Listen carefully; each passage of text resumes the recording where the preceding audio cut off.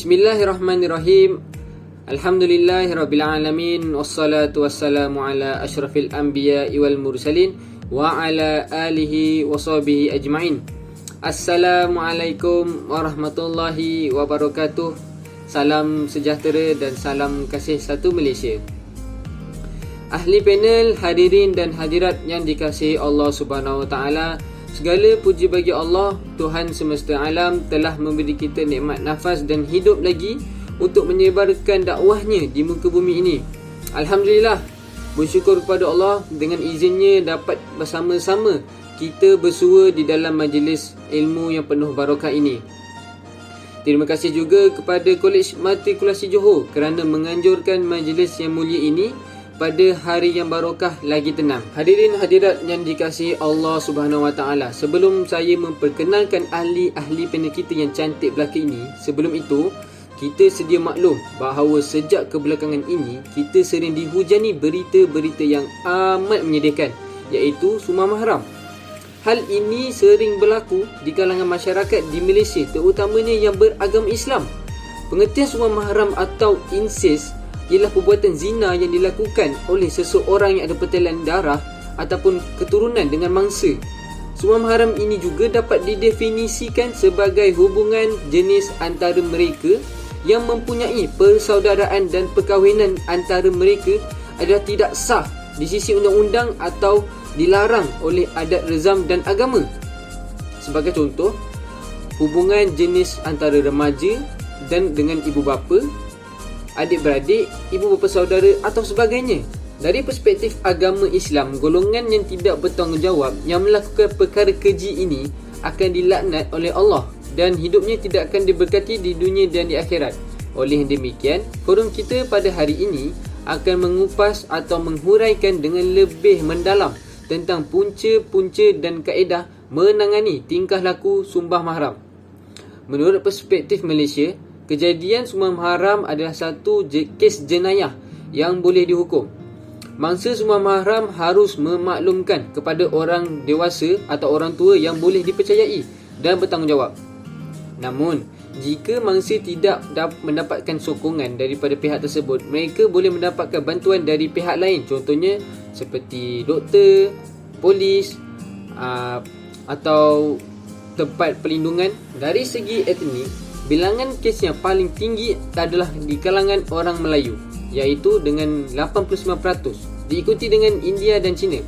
Namun, tidak semestinya menunjukkan etnik Melayu paling ramai melakukan kesalahan ini kerana ada kemungkinan etnik lain tidak melaporkannya. Manakala orang Melayu melaporkan kejadian ini, iaitu sumber mahram, dilihat sebagai satu perbuatan yang amat bertentangan dengan Islam dan ini adalah berdosa besar. Pekaji juga mendapati bahawa dari segi perhubungan perkelaminan pesalah, di mana majoriti pesalah mengakui bahawa hubungan perkelaminan mereka tidak ada kena-mengena dengan kesalahannya itu, sama ada nafsunya dipenuhi oleh isteri atau tidak, ia tetap akan melakukan incest atau sumber mahram. Sebelum tajuk ini dikupas dengan lebih mendalam, mari kita berkenalan dahulu dengan para panel kita yang cantik belaka ini. Panel pertama kita iaitu saudari Rabi'atul Adawiyah binti Zamri. Seterusnya panel kedua kita iaitu saudari Nur Raihan Syuhaida binti Sabahrudin. Dan panel ketiga kita iaitu Nur Syahniza binti Zulkarnain. Para panel kita berseri-seri muka pada hari ini. Jadi selesai sudah berkenalan bersama panel kita. Jadi mari kita teruskan dengan panel kita yang pertama iaitu saudari Rabi'atul Adawiyah. Saudari, bolehkah saudari memberitahu bagaimana tercetusnya atau puncanya gejala sumber mahram ini yang berlaku di negara Malaysia sejak kebelakangan ini? Dipersilakan saudari. Baiklah, terima kasih saudara pengurusi majlis Muhammad Danish Haras atas soalan yang diajukan kepada saya sebentar tadi. Antara punca berlakunya sumber mahram ialah keimanan yang lemah dan gagal mengawal nafsu. Mereka gagal mengawal nafsu mereka apabila setengah golongan remaja perempuan yang mempunyai sikap suka menggoda di samping cara pemakaian yang boleh menggugat kaum adab ini. terutamanya lelaki yang gagal berhubung dan menyalurkan naluri serta nafsu seks secara formal. Lelaki yang kerap mengalami tekanan emosi akibat perasaan rendah diri, taksub kepada seks dan gagal menginginkan seks mereka terhadap pasangan mereka akan menyebabkan berlakunya sumbang mahram ini. Oleh itu, bertetapan dengan hadis riwayat Allah, bertetapan dengan firman Allah Subhanahu Wa Taala, "Hai anak Adam, sesungguhnya kami telah menurunkan kepadamu pakaian untuk menutup auratmu dan pakaian indah untuk perhiasan." Surah Al-A'raf ayat 26. Kaum Adam dan kaum Hawa perlulah menjaga aurat mereka dan menutup aurat mereka dengan sempurna agar tidak menimbulkan fitnah dan tidak menimbulkan kegairahan antara ahli keluarga. Punca seterusnya ialah tidak mengamalkan kehidupan yang disyariatkan oleh Islam. Serta individu, kita perlulah mencari dan mendalami ilmu agama Islam dengan lebih mendalam. Antaranya dan lebih penting sekali dalam pergaulan antara ahli keluarga. Pengetahuan agama yang cetek atau kurang penghayatan agama dalam diri individu masyarakat ini juga telah mempengaruhi gejala sumbang mahram ini. Penerapan ajaran Islam dalam diri masyarakat dan di kalangan ahli keluarga perlu dititik beratkan dari masa ke semasa dan perlu diambil tindakan yang serius. Anak-anak perlu dididik mengenai nilai-nilai kehidupan dan agama yang perlu dipatuhi sejak dari kecil lagi. Pak kata pepatah, melainkan buluh biarlah dari rebungnya. Selain itu, pertambahan masalah ini turut disertai oleh perasaan ingin tahu dan ingin mencuba. Lambakan bahan-bahan lucah di internet juga menyebabkan salah satu berlakunya punca sumbang mahram. Mereka dengan mudah dapat memperoleh bahan-bahan ini di internet dan malah ia turut dijual secara meluas di premis-premis perniagaan. Kemudahan internet dan teknologi maklumat juga telah disalahgunakan oleh golongan remaja. Bahan lucah yang diperoleh akan dijadikan sumber dan mereka akan mencuba dan mempraktikkan perkara yang mereka lihat ke dalam kehidupan sebenar mereka. Oleh itu, ibu bapa perlulah menjalankan tugas mereka dengan sebaik-baiknya untuk menjaga dan memerhatikan anak-anak mereka dalam melakukan sesuatu perkara. Itu sahaja. Terima kasih saudari Robiatul Adawiyah atas penerangan sebentar tadi berkaitan dengan punca sumbang mahram yang berlaku di dalam Malaysia ini. Seterusnya, kita ke panel kita yang kedua iaitu saudari Nur Raihan Syuhaidah. Saudari, bolehkah saudari memberitahu apakah keburukan yang akan berlaku jika sumbang mahram ini berlaku di Malaysia dan berlaku pada anak-anak muda kita? Silakan saudari.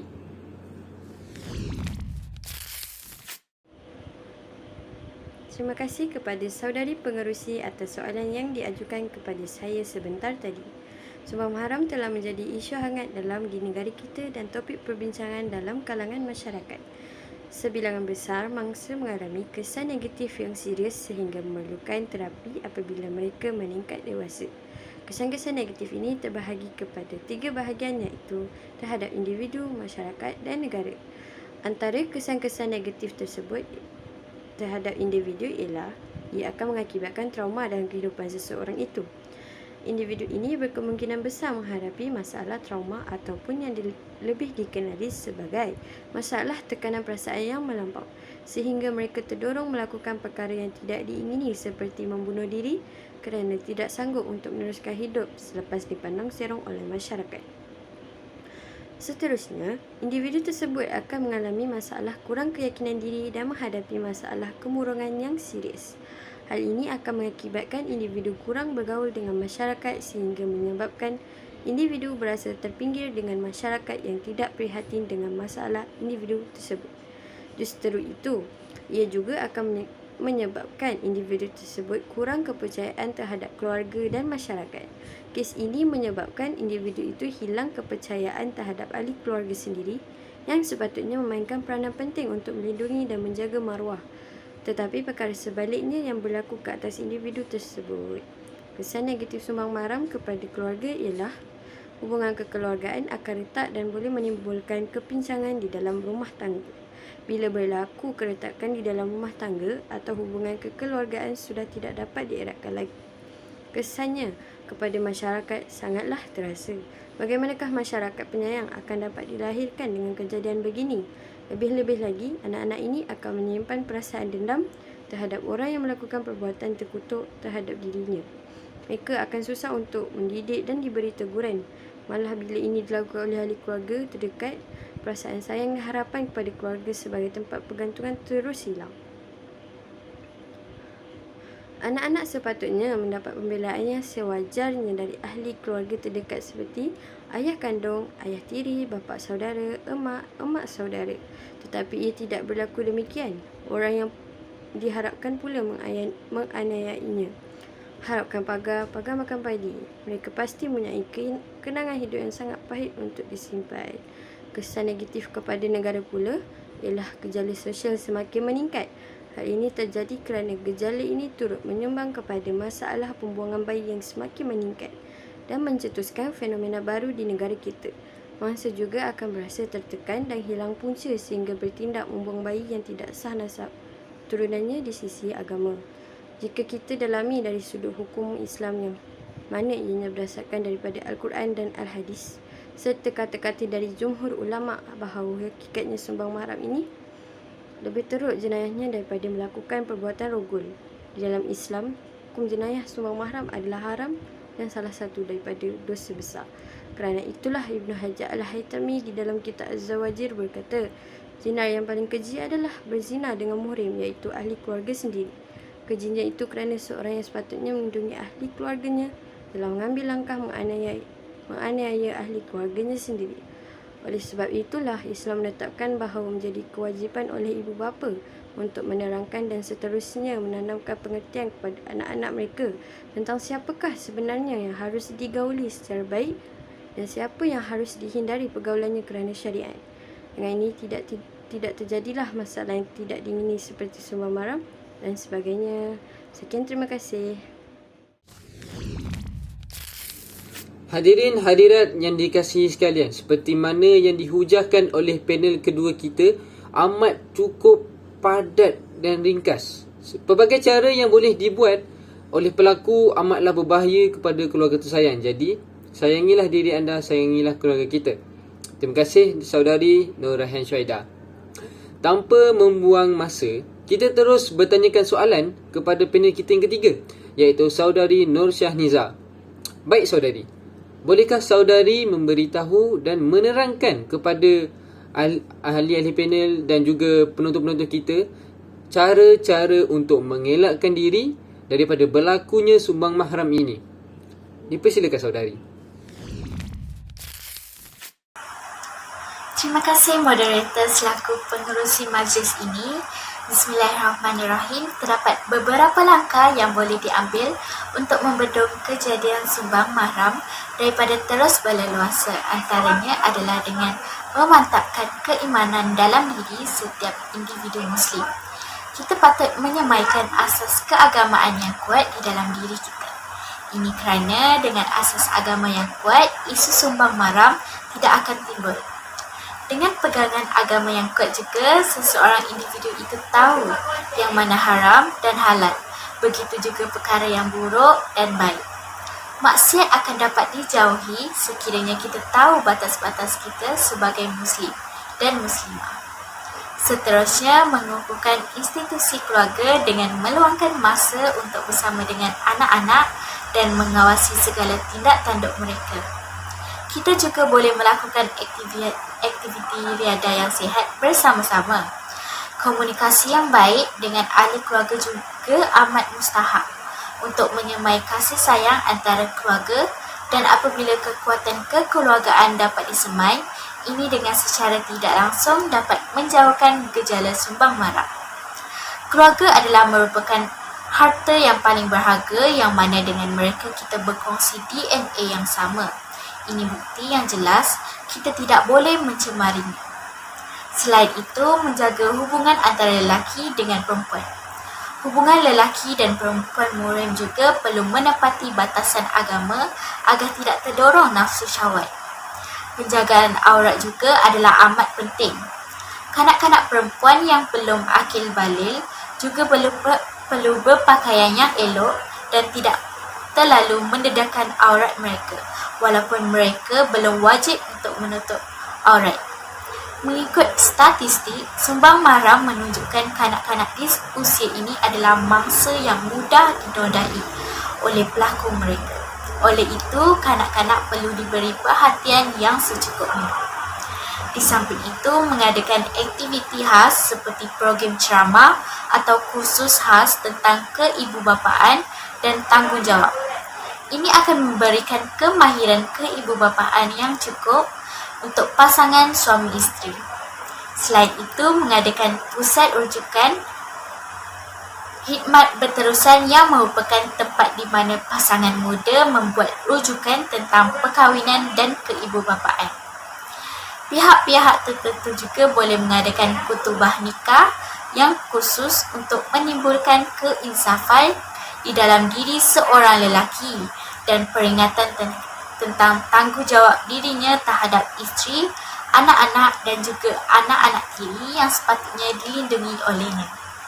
Langkah yang berikutnya ialah memberikan pendidikan seks yang sewajarnya di sekolah dengan memberikan penekanan kepada pengenalan bahagian badan, penjagaannya, pengawalannya dan mengenali batas perhubungan di antara lelaki dan wanita, serta cara-cara menjaga diri daripada sebarang gangguan seksual. Akhir sekali, pelibatan dan kerjasama dari agensi kerajaan atau bukan kerajaan dalam usaha menjayakan strategi membendung sumbang maram. Antaranya seperti rancangan bersepadu yang membabitkan perumahan, pendidikan dan kemudahan prasarana untuk membendung gejala-gejala sosial dari terus berleluasa. Ini termasuklah rumah berbilik 3 untuk keselesaan penduduk, sama ada yang berpendapatan rendah ataupun yang sebaliknya, di samping penguatkuasaan undang-undang yang lebih ketat untuk pesalah sumbang mahram dan juga undang-undang untuk melindungi mangsa. Begitu banyak cara untuk mengelakkan diri daripada berlakunya sumbang mahram ini rupanya. Semoga hadirin dan hadirat yang hadir pada hari ini dapat kita amalkan apa yang diperkatakan oleh panel ketiga kita sebentar tadi. Demikian tadi hujahan demi hujahan yang diperkatakan dan dilontarkan oleh ketiga-tiga panel kita dari punca berlaku sehinggalah cara untuk memberi bantuan kepada mangsa sumbang mahram. Sebelum kita akhiri forum kita pada hari ini, sebelum itu saya sudah beritahu sebentar tadi di mana kita akan ke sesi yang kedua, iaitu di mana sesi soal jawab bersama ahli panel kita. Jadi kita akan teruskan dengan video soalan yang pertama. Jadi dipersilakan.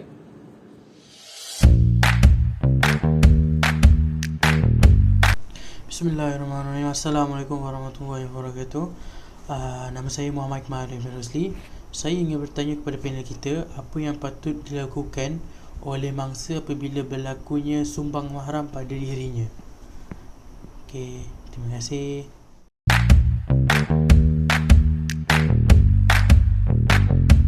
Terima kasih saudari Ikmal atas soalan yang diajukan sebentar tadi. Jadi saya meminta panel kita yang pertama, iaitu panel saudari Rabi'atul Adawiyah, untuk menjawab soalan daripada saudari Ikmal kita. Jadi dipersilakan saudari.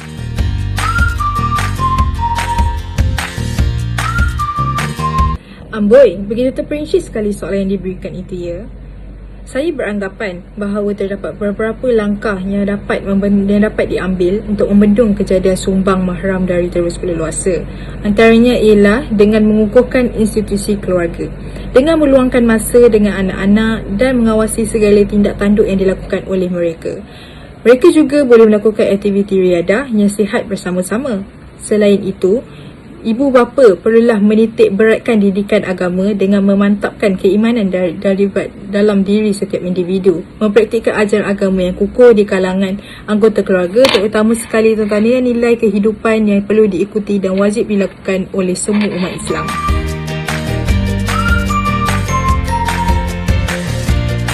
Terima kasih kita punya panel yang pertama tadi, iaitu panel Rabi'atul Adawiyah, atas jawapan yang sangat mantap. Jadi kita akan soalan yang seterusnya dengan menayangkan video. Jadi kita akan teruskan dengan video tersebut. Dipersilakan.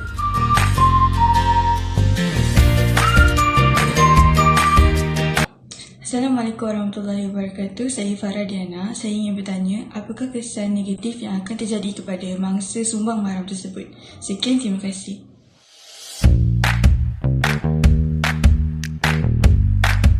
Baik, soalan yang memantap. Terima kasih kepada saudari Farah Diana di atas soalan yang diajukan. Jadi saya akan memberi soalan ini kepada panel kita yang kedua, iaitu panel Nur Raihan Syuhaidah bagi menjawab soalan ini. Jadi dipersilakan saudari Nur Raihan.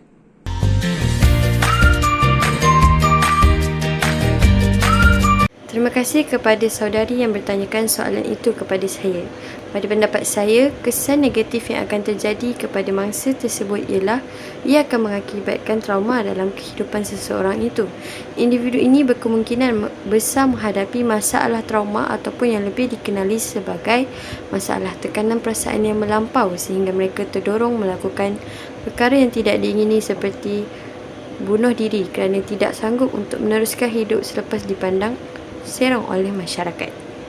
Kesimpulannya di sini ialah gejala sumbang mahram ini bukanlah suatu perkara yang dianggap biasa dalam masyarakat kita. Tambahan pula, majoriti masyarakat kita beragama Islam yang mana sudah jelas bahawa gejala sumbang mahram ini adalah salah di sisi agama Islam.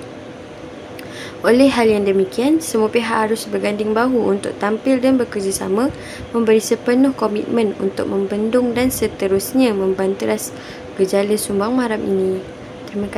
Sekian, terima kasih.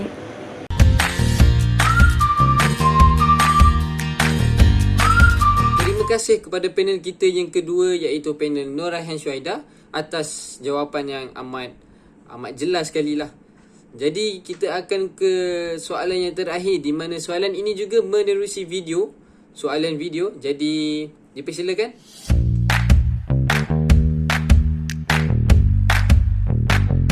Assalamualaikum. Saya ingin bertanyakan kepada panel tentang soalan apakah yang akan terjadi kepada rakyat Malaysia sekiranya sumbang mahram ini semakin berleluasa.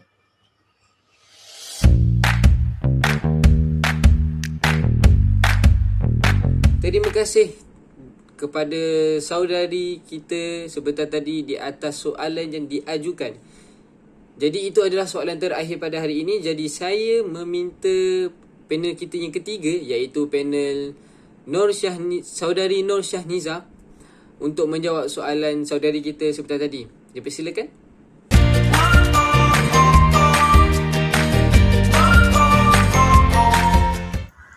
Terima kasih atas soalan yang telah diajukan. Okey, pada pendapat saya, masyarakat adalah kelompok manusia yang terdiri daripada pelbagai jenis kaum, jantina dan agama yang terdapat dalam sesebuah negara. Masyarakat Malaysia yang terdiri daripada pelbagai kaum seperti kaum Melayu, Cina, India dan sebagainya. Kaum-kaum ini menganut agama masing-masing, iaitu Islam, Buddha, Hindu, Kristian dan lain-lain lagi.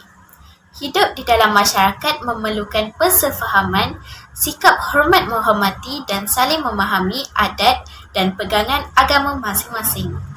Walau bagaimanapun, masalah sumbang mahram yang kebanyakannya melanda kaum Melayu memberi kesan yang tidak baik kepada masyarakat kaum lain. Keruntuhan moral dan akhlak yang berlaku ini akan menyebabkan masyarakat kita menjadi tidak ada nilai peribadi yang baik. Wawasan negara untuk melahirkan masyarakat penyayang dan individu yang seimbang dari segi emosi, jasmani dan rohani tidak kesampaian sekiranya anak-anak yang tidak berdosa menjadi bahan cemuhan dan hinaan masyarakat. Hidup berharmoni dan saling hormat menghormati juga tidak dapat diamalkan kerana wujudnya sikap benci-membenci di antara satu sama lain. Kerana masyarakat sering membezakan seseorang dengan seseorang yang lain berdasarkan keturunan dan nama baik keluarga. Hal ini mewujudkan jurang yang luas antara satu individu dengan individu yang lain. Apatah lagi wujudnya anak, hasil daripada tidak kesahan taraf ini akan mengundang 1001 persoalan dan tanda tanya masyarakat apabila berhadapan dengan masalah-masalah yang berkaitan dengan kehidupan masyarakat.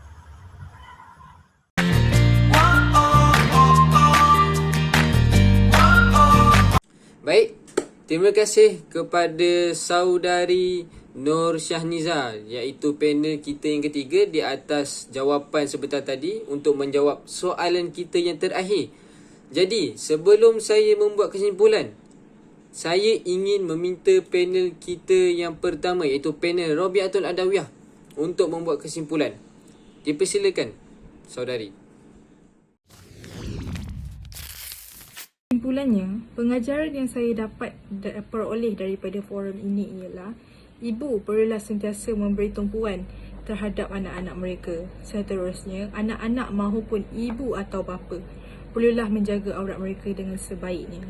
Ketika di rumah dan tidak memakai pakaian yang menjolok mata di hadapan anak-anak mahupun di hadapan ibu bapa. Malah, setiap individu perlulah mempelajari ilmu agama dengan sebetulnya dan dengan terperinci agar masa depan mereka tidak dicabuli oleh mana-mana pihak lain termasuk ahli keluarga sendiri.